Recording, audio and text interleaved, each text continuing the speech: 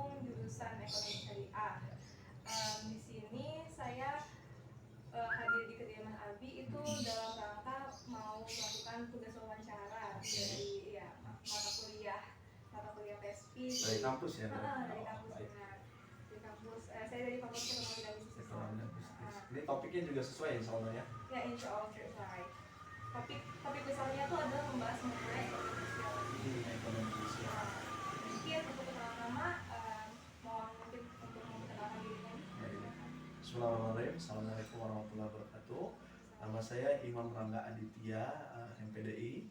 Itunya untuk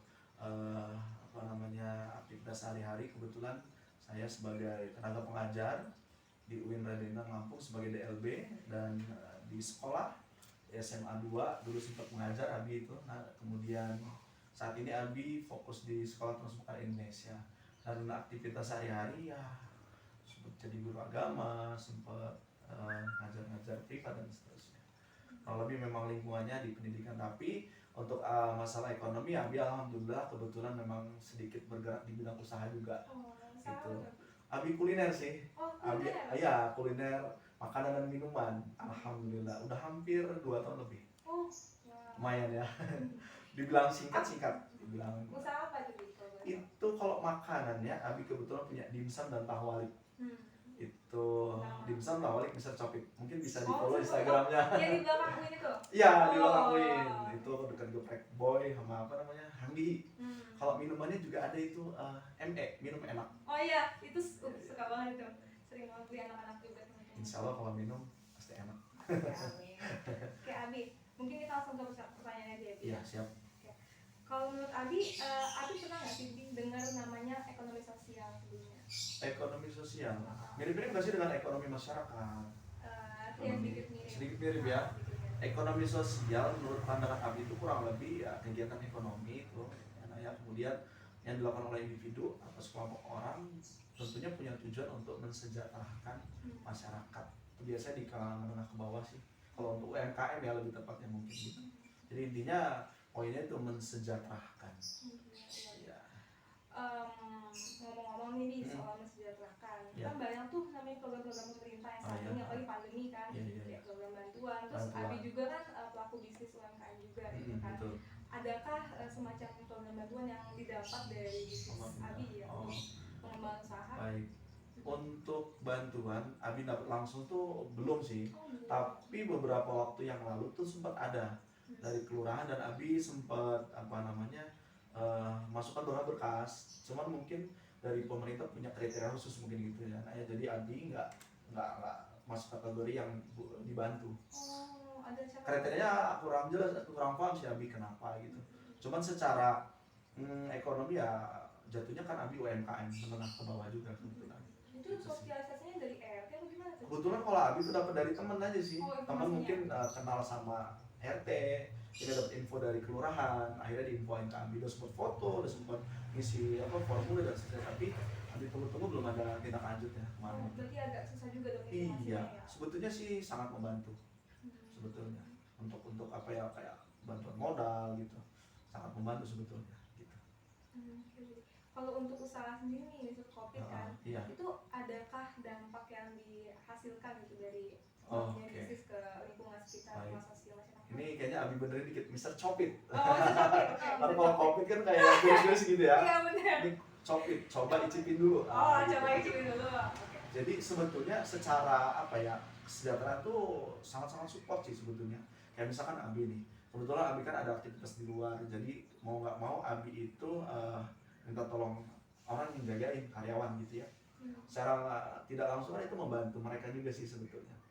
Dan Abi punya data sudah pengen ngembangin, tapi memang kebetulan untuk saat ini tuh kayaknya masih terbatas dulu deh, karena aktivitas Abi yang nggak bisa fokus dengan dagang itu sih. Dan sangat-sangat membantu tentunya. Minimal itu kan kayak Abi sebagai pelaku ekonominya ya, bisa membantu support inilah dapur ibu negara kan, biar ya dan lapangan pekerjaan tentunya. Yang kedua tentunya ya memancing warga sekitar untuk ternyata usaha itu nggak perlu yang mewah-mewah, bisa dimulai dari hal yang kecil gitu sih. Biar untuk nambah penghasilan. Nambah penghasilan pastinya. Ya lebih ke kayak motivasi warga sekitar sih gitu. Kalau dari Abi sendiri kan tadi informasi ya kayaknya agak sulit nih buat dapat Iya, iya. bantuan membangun usaha depannya. Adakah semacam ide atau saran solusi buat mungkin pemerintah atau mungkin Iya. bagi pelaku usaha gitu biar saling bantu membantu saling gitu kan. saling bantu, saling support gitu. Biar UMKM ini kalau saya setahu saya UMKM ini memang penyumbang terbesar juga di Indonesia banyak ya. yang besar ya. Iya, roda perekonomian gitu. Sebetulnya sangat-sangat membantu sih, nah. Apalagi kalau itu disupport oleh pemerintah daerah khususnya gitu ya. Support itu sebetulnya banyak, ada dua sih kalau menurut Nabi. Yang pertama dari sisi wawasan keilmuan itu penting, bagaimana cara berwirausaha yang baik, karena khawatirnya itu ada sebagian masyarakat yang coba-coba tapi belum punya ilmunya, akhirnya itu banyak ruginya gitu kan. Kadang kasihan juga mereka, modalnya juga tuh kadang minjem gitu kan. Sama yang kedua tuh ya tentunya dari pihak pemerintah terkait lebih intens lagi sih, kayak survei ngelihat kondisi ya, kayak kunjungan langsung ke pelaku-pelaku usaha yang sebetulnya itu butuh dibantu, sangat butuh sih, terutama masalah modal sih. Karena namanya dagang itu kan fluktuatif tuh, nah itu karena lagi omsetnya bagus, ketika omset bagus itu kan ya artinya sangat ini, tapi kadang lagi kondisi yang di bawah itu ya itu kadang butuh modal juga gitu sih. Dan untuk pelaku usahanya sendiri ya harus banyak pengetahuan, harus pengen tahu gitu, kumpul dengan teman-teman yang memang bergerak di bidang usaha, dan jangan pernah males cari informasi tentang bidang yang kamu tekuni, lebih ke situ sih. Kalau Abi nih selaku tenaga pendidik juga nih, udah berapa tahun Abi ngajar di? Wah, Abi ngajar lumayan lama, nak. Hampir 7 tahun lah, lebih malah kayaknya. Iya, 7 tahun. Dari 2013 berapa? 2013, ya kurang lebih 7 tahun ya, hampir 8 tahunan malah. Lumayan lah. Kita juga punya profesi lain, iya. Dari ekonomi, memang hidup itu memang nggak terlepas dari ekonomi sendiri. Betul, karena memang ya hidup kita kan bergerak, sedangkan ekonomi itu bergerak terus. Jadi ya selagi kita hidup jangan malas bergerak. Berarti selagi kita alokasi umur panjang, berwirausahalah, bergeraklah, karena termasuk sunnatullah juga itu seperti ini. Ya kan memang dicontohkan Rasul untuk berdagang, berwirausaha, bisnis gitu sih. Ya kayak Akila dan temannya ya harus lebih semangat untuk mencoba sesuatu yang baru, terutama di dunia bisnis. Jangan pernah takut untuk mencoba.